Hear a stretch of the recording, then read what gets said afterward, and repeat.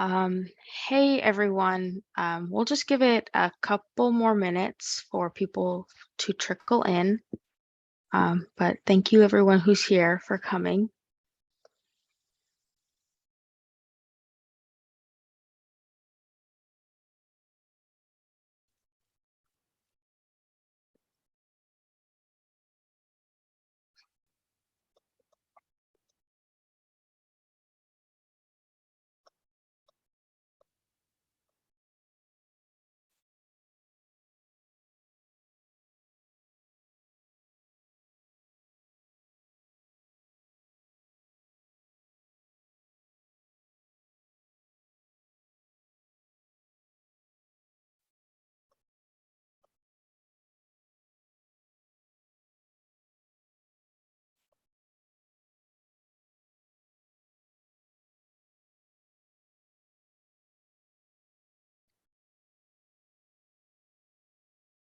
Okay, so I think we'll get started.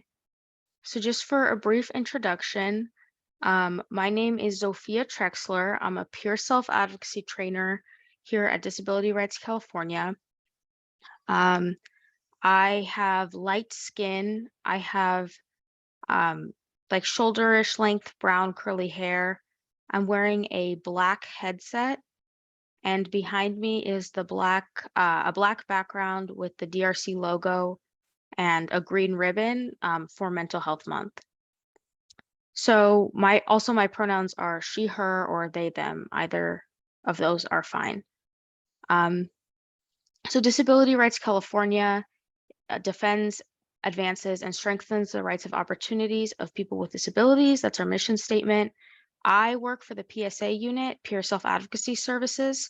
We facilitate self-advocacy groups in mental health facilities and state hospitals.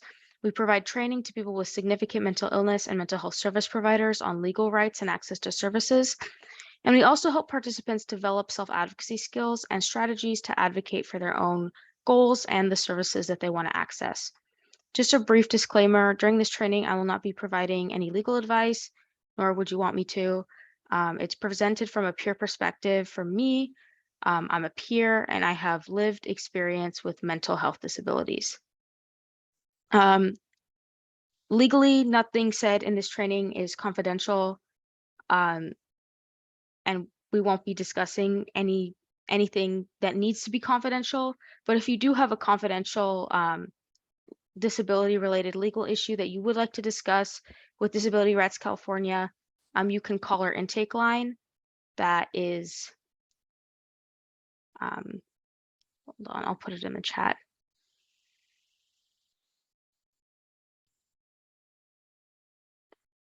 Okay, so the main number is 1-800-776-5746. And our TTY number is 1-800-719-5798. And the intake line is available Monday, Tuesday, Thursday, and Friday from 9 a.m. to 4 p.m. And I'll put this in the chat.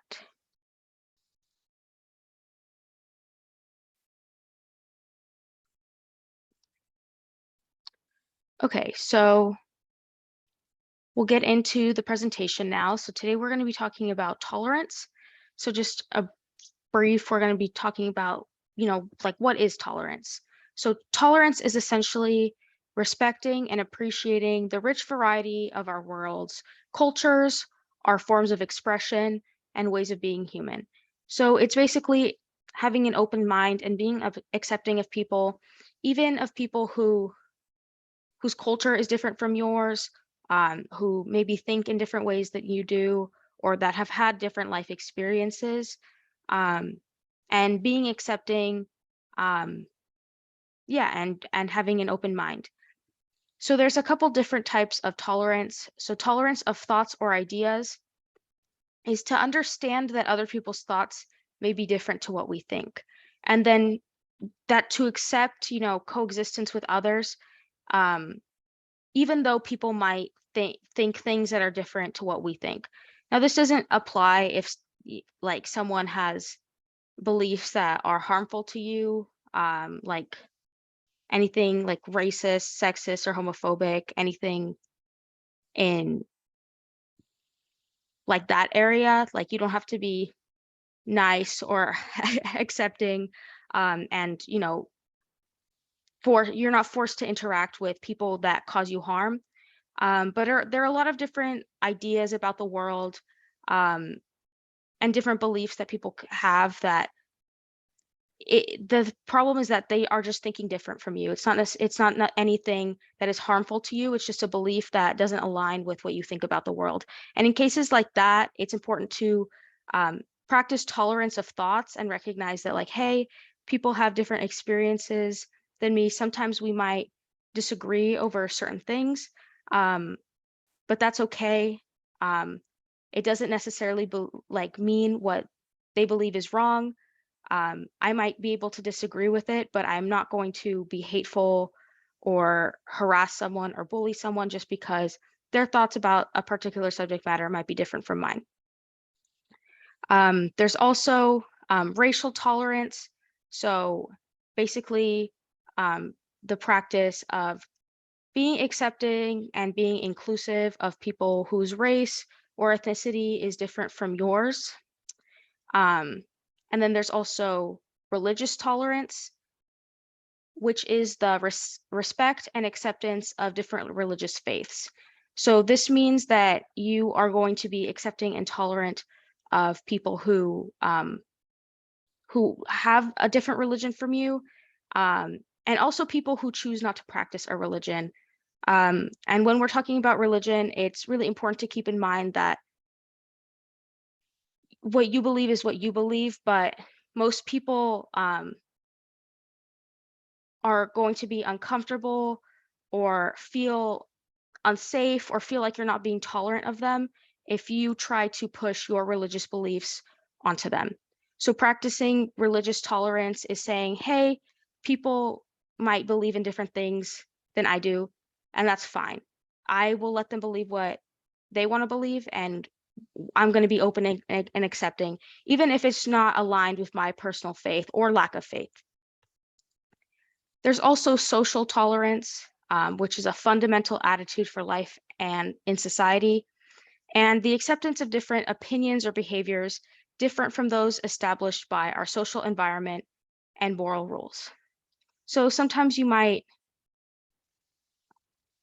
look at someone and think, wow, they're kind of weird. Their behavior is outside the bounds of, you know, what is generally thought of as cool or acceptable by society.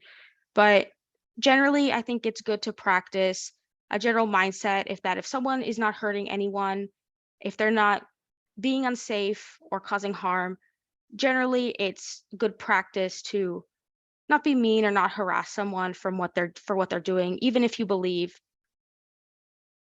that even if you personally would not partake in the same behavior. So those are basically some of the different types of tolerance. They're all under the general umbrella of what tolerance is. So now we're going to talk about the consequences of lack of tolerance. So lack of tolerance can lead to fighting, violence, unsafe social relationships, bullying, harassment, um, and generally people just feeling unsafe and uncomfortable in their environment. Um, one of the negative consequences of lack of tolerance is bullying, which is generally just a misuse of power and ongoing and repeated behavior that causes harm. And bullying can happen anywhere. Obviously we see it portrayed most as happening in schools, but it can also happen in the workplace, you know with your friends at social events, social media, or even in our homes, right? Like we could have family members or we could have, intimate partners that are not tolerant and are really mean to us and are constantly making us feel bad for who we are. And, it's still bullying. So there's now we'll get into the difference between bullying and harassment. So, bullying occurs when a person's behavior is offensive, intimidating, or malicious, and this behavior can cause emotional and physical harm. While harassment tends to generally have a stronger physical component, an intrusion into personal space and possessions, or if someone is like trying to damage your possessions. And harassment tends to be motivated by an outward personal characteristic of the target, such as gender, race, disability, or etc. So some of examples of bullying, intimidation, and harassment are being shouted at or humiliated, being the target of practical jokes to the point where it's humiliating and excessive and not fun for you. Um, being blamed for things without justification, being excluded or isolated socially, or being the victim of physical aggression. So some bully bully for a variety of different reasons. It could be because of their own personal feelings of being scared or feeling weak, so needing to exert power over others, um, or because they want something other people have, or because of a lack of tolerance, right? Just because someone's identity or a way of thinking or way of acting um, does not align with how they feel everyone should be acting. So now we're going to get into stigma. And stigma and discrimination are kind of the consequence of a lack of tolerance, right? Like when we don't have tolerance for, groups and people that are different from us, like it often leads to stigma and negative thoughts and stereotypes about these specific groups. Um, and stigma and discrimination, as well as bullying and harassment, like these things are all really bad because like, it's a negative effect on a person, right? Like bullying and harassment like causes emotional or physical harm, and then stigma and discrimination like can make people feel like unsafe, right? Like everyone wants to go through life feeling like they are safe and that they are accepted by the people around them, but people who are the victims of stigma and discrimination, that's often taken from them, right? Like, and the a further issue with stigma and discrimination is you really don't have to be the victim of stigma and discrimination all the time for it to still have an effect on you. Um, just like having it happen once or twice or having, negative interactions with a person whose identity puts them into a place of power over you, like that can be really damaging. And if it happens once at work, you might always go to work feeling like I feel unsafe here because of my race or my gender or my sexuality. And you might always go through life like operating off of a framework that you're not accepted by society, and people will always think bad things about you because of your identity or something about you. And we'll get to this at the end of the presentation, but like we are all people with mental health disabilities or service providers who provide services to people with mental health disabilities. But if you're a peer and you care about not only overcoming, um, working through your own mental health, but valuing and uplifting the mental health of others, it's really important to practice tolerance, right? Because if you're going through life facing stigma for who you are, or you're being discriminated against, like those conditions are not conducive to uplifting or getting better if you're struggling with your mental health. It can lead to depression, it can lead to anxiety, and all sorts of negative feelings. Um, and that's why practicing things like tolerance and adopting an intersectional approach to kind of our mental health advocacy and how we choose to self-advocate, that's really important because mental health is not just what's, going on in your personal, bubble. It doesn't happen in a vacuum. Like the thing about mental health is it's really informed by the society we live in. So that's why we see marginalized groups having higher rates of, mental health struggles. It's because of things like stigma and discrimination and the byproducts of a lack of tolerance in society that make people unsafe. Because if you think about it, like critically, if you are going through life facing stigma and discrimination, Um, yeah, it's just not you will feel bad. You will feel bad because it feels like the world doesn't accept you, and that really sucks. And it really sucks because most of the time it's something that you can't change. You are either a certain sexuality, or you're a certain gender, or you're a certain race, and that's just how you are, and there's nothing wrong with that, but you're, going through life, facing stigma and discrimination, which is negatively detrimenting you. So stigma is negative attitudes and beliefs directed towards a certain group, and discrimination is unfair treatment directed towards a certain group. So you can kind of think about it like stigma is unjust attitudes and thoughts, while discrimination is unjust actions that are, you know, intended to take away opportunities um, from a person because of their identity, or set them back, or limit their progress, or deny them something because of their specific identity. So stigma and discrimination are interconnected because stigma often leads to discrimination. You can kind of think of it as like a flow chart where the top is tolerance, and if you lack tolerance, stigma develops. And once you already have stigmatizing thoughts and stigmatizing attitudes, you're more likely to discriminate against someone because you haven't unlearned that stigma and you haven't learned how to practice tolerance for the people in your life.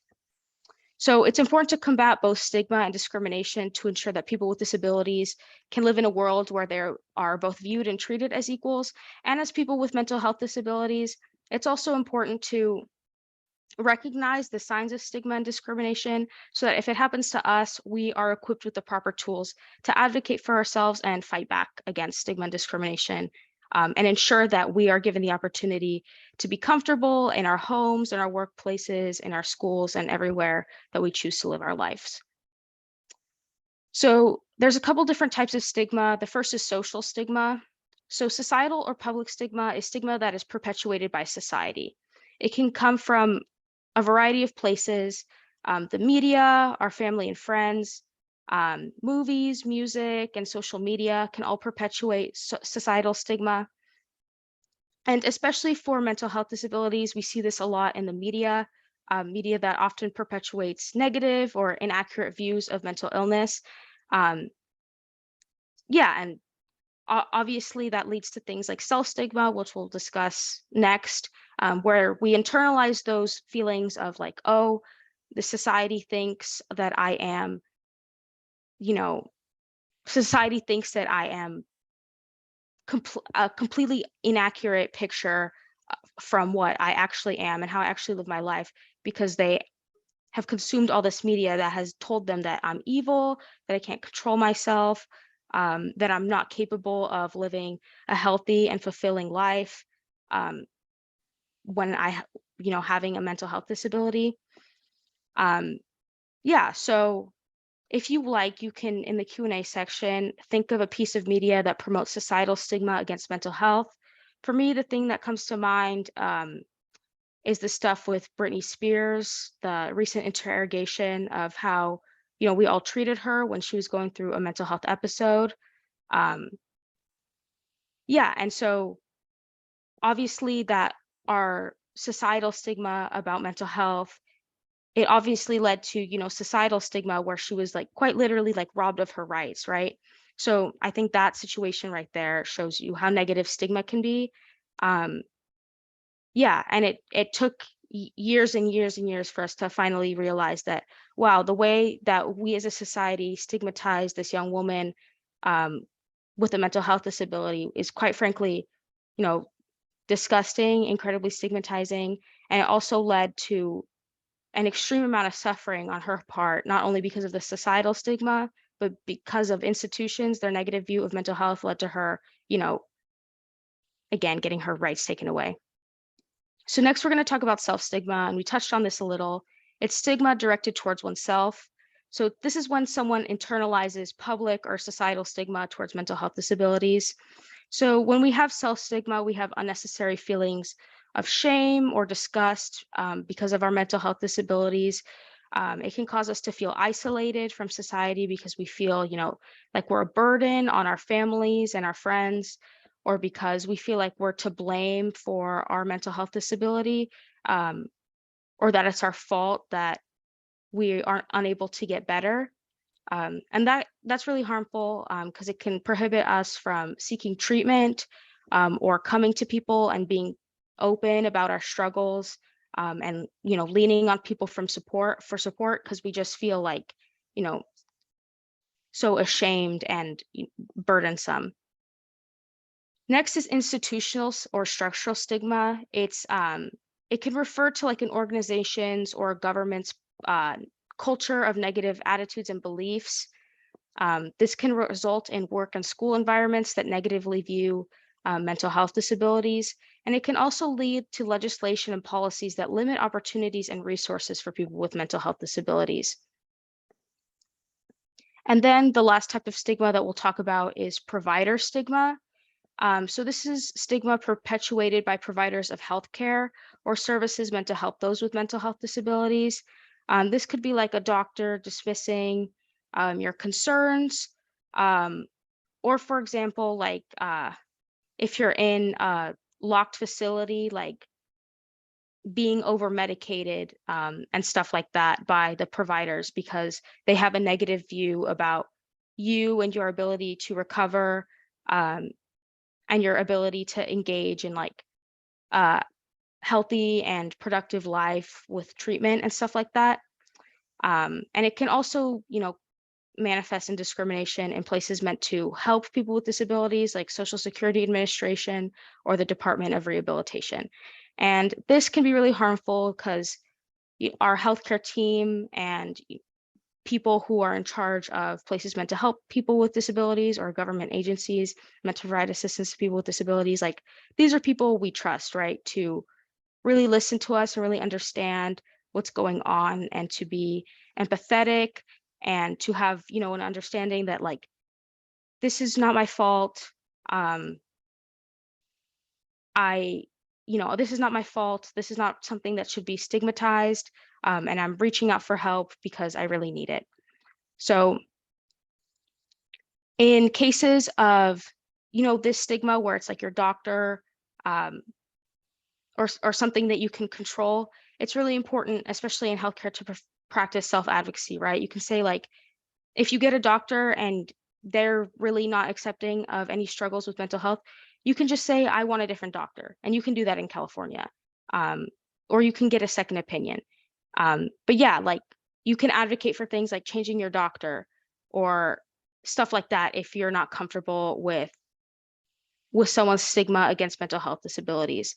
So in light of all of these different types of stigma, it's important to remember this, core principle of self-advocacy, which is that if someone is stigmatizing, it is, displays stigma against me, like I do have the option to speak up and educate them about what they've done wrong. I do have the opinion to say, hey, like you're my doctor. I really don't appreciate the language that you used when discussing my mental health disability. You should not, as a medical provider, be perpetuating mental health stigma. And I would like to choose a new doctor, and hopefully they will understand, mental health disability and the concerns I'm presenting to them without giving me a stigmatizing attitude. So along that same frame, you can combat stigma by educating yourself about mental health disabilities. Um, People with mental health disabilities, what the particular condition we have could all be so different. So even if we have one particular mental health disability, it might be helpful to educate yourself about different mental health disabilities and try to, talk and familiarize yourself with people who, have a wide range of mental health disabilities and a wide range of experiences. So you can have a better understanding of even, mental health disability, which you yourself may be struggling with. Um, so you can educate yourself about other, mental illnesses or mental health disabilities. You can examine your own judgmental thinking that may be reinforced by your upbringing in society. You can that can be combating self-stigma, or it can also be, combating beliefs that might have led to you displaying a lack of tolerance. You can choose your words carefully and choose to communicate with others in a way that where you're really cognizant of how your words are able to affect other people. You can challenge myths and stereotypes when they're brought up. You can treat everyone with dignity and respect, and you can also offer support and encouragement. For example, if someone talks to you about their mental health, um, if you have the emotional capacity, consider listening to them and letting them know you understand. Avoid being judgmental. Really take what they're saying seriously.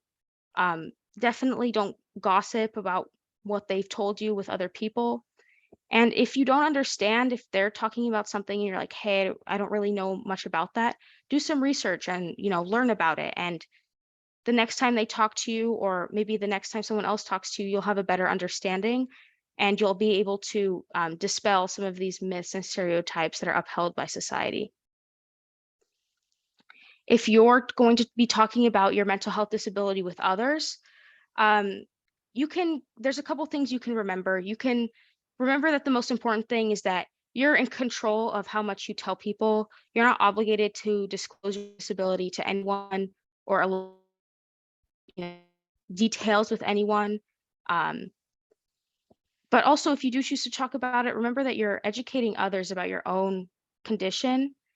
Um, but you can also, again, choose to just to share less with people who, you think might be judgmental. And yeah, the most important thing is that if you're going to disclose, just you should feel ideally you should feel safe. Like you should be in an environment where you feel like if I disclose, like I don't feel like I will be discriminated against, or I don't feel like I will be facing a massive amount of stigma. Like people you trust and people you feel safe with. Um, yeah. So next we're going to be talking about discrimination. So discrimination is when, again, it's like actions. It's when someone receives different treatment because they have a disability. Discrimination can happen anywhere, and it can also occur when people with disabilities are denied reasonable accommodations. So, discrimination deprives people of their civil rights and the opportunity to fully participate in life because they're being unfairly denied access to, certain components like the ability to work or the ability to go to school and the ability to do all of that in an environment that feels safe and feels comfortable. And discrimination can also take away people's rights to, employment opportunities, fair housing, education, and stuff like that. So there's kind of two types of discrimination: intentional versus unintentional. So intentional is when someone intends to discriminate against you and cause you harm. And unintentional is when someone doesn't mean to discriminate against you. Like there might be a policy at work that seems like it's it's fair, but in the context of your disability, it, takes away your rights or is unfairly discriminatory to you. So in the workplace, both intentional and unintentional discrimination are illegal. Um, but so it doesn't matter with whether someone intends to cause you harm. Um, but if you are combating discrimination, it might be helpful to know the difference between those two. So if you or a person you know is facing discrimination, there are a couple steps you can take to ensure that you receive justice. The first is knowing your rights. It's kind of important to familiarize yourself with disability discrimination, and whether your situation falls under state law, federal law, or both. Then this would help you access the correct services, institutions, and supports that are able to help you when you've been discriminated against. And you can also document discrimination, even if you don't feel like you want to make a report or report discrimination now. If you ever do in the future, documenting it would be helpful. And I talk about this further at more at length in my other presentation or my other webinar about discrimination. But basically, it's about keeping notes. It can be anywhere in a journal, in your phone, or on your computer. Just make sure if it's electronic, make sure it's not on any electronic that you've been provided through work, because you can lose access to that if in the event that you quit or you're fired. And so just basically document what happened, how you were discriminated against, um, provide as much details as possible as far as like time, location, and everything. Keep any copies of documents, or like print out emails and other communications um, that are important. Like if it's like a policy at work that you feel is discriminatory, like print out that page of the employee handbook and like have that. And if it's a verbal conversation, you just record it, but with as much detail as possible. And we're about to wrap up. Just one more section, on the importance of intersectionality. So the way people are treated and view the world is dependent on the intersection of their disability or of their different identities. So it's important to remember that um, uh, like even though we have mental health disabilities and we might identify as disabled, um, there might be other identities that put us in power over other people. And it's important to understand how our identities interact with each other, and how we might be perpetuating harm to people in our own communities. And it's also important to understand that, when people have marginalized identities, those factors can create additional barriers to receiving proper care and getting equal treatment in society. And also, people's identities can affect how they view mental health disabilities, not only the stigma around them, but just like some people, because of their culture, have different ways that they want to be treated and they're more comfortable with different modes of treatment or would prefer a mental health provider who has an in-depth understanding of their culture or who belongs to the same culture that they do, just because mental health can be so intertwined with our individual identities. And we just want a person who understands, where we come from and the specific struggles or just different cultural practices that impact our lives and impact our mental health just because we have a certain identity. So it's really important to practice tolerance so that people do not experience the negative impacts of stigma and discrimination on their mental health. Yeah, so in general, just be mindful of how you're treating people. If you are also a peer and you also have a mental health disability, keep in mind that if you're perpetuating stigma and discrimination, um, you could actually be, setting back someone's mental health and making them feel unsafe and contributing um, to negative thoughts and negative stigma around their self and just generally making them feel uncomfortable living their lives and going about the world. And yeah, so that's why it's important. And just to also understand that you might be in community with other people who have mental health disabilities, um, but some people might have different identities that drastically change the way that they approach um, their mental health disabilities and that they approach their treatment. And it's important to also be tolerant of that because not everyone approaches mental health the same way as you do. Um, People have different identities that can change the way that they view and interact with their mental health and wellness. And that's fine, right? Because people can have different beliefs and different opinions and think differently than you do. And you can still be in community of them and you can still be accepting of them if you practice tolerance. So yeah, so we're about to wrap up. So just resources, I'm going to put them in the chat. They're also on the accessible outline. This will be up soon on the DRC website.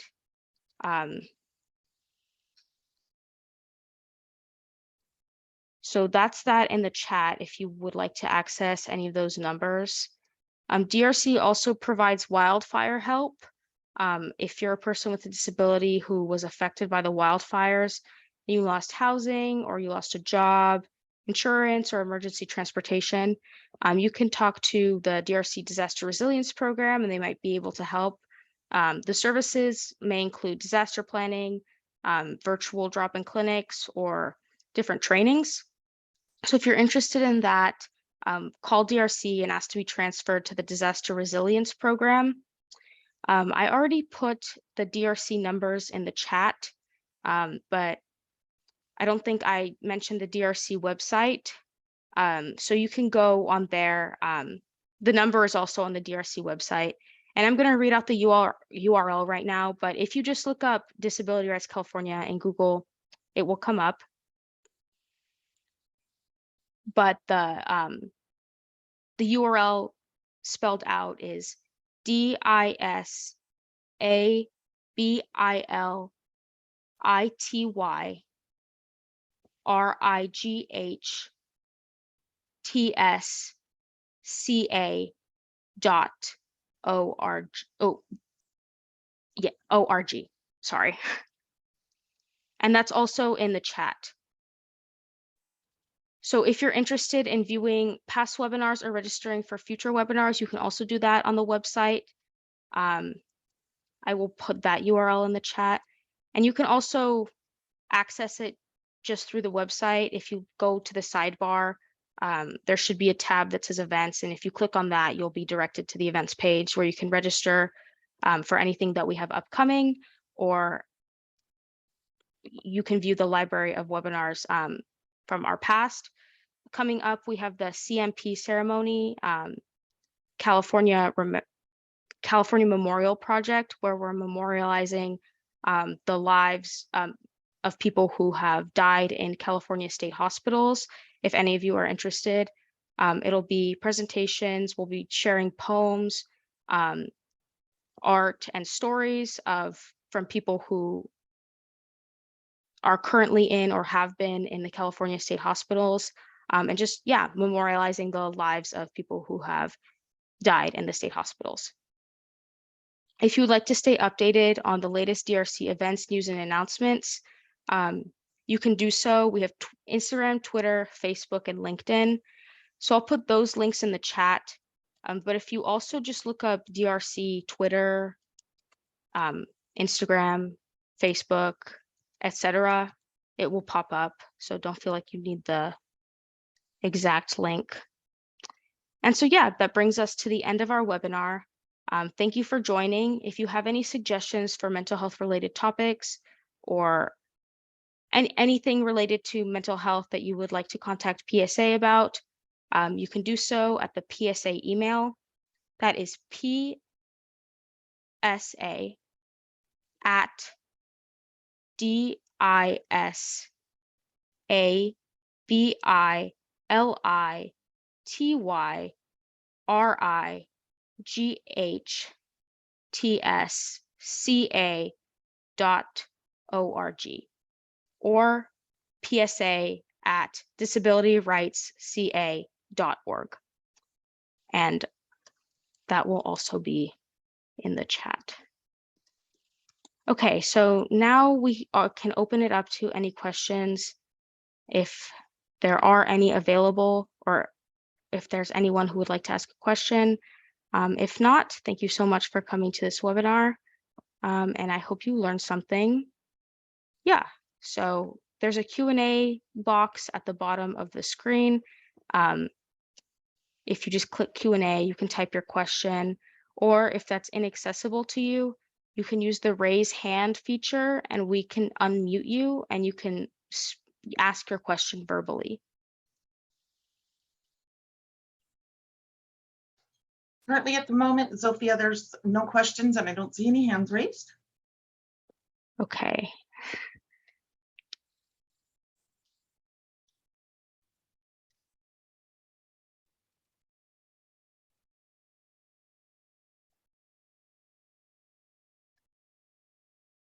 Okay, we'll give it another minute. Okay, so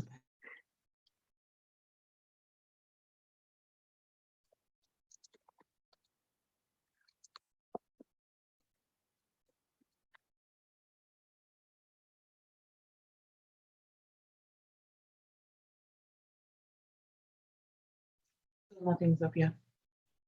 Okay, well, thank you for coming. This concludes our webinar. Thank you to our ASL interpreters and everyone behind the scenes who makes this possible, to the wonderful Jody for recording this webinar.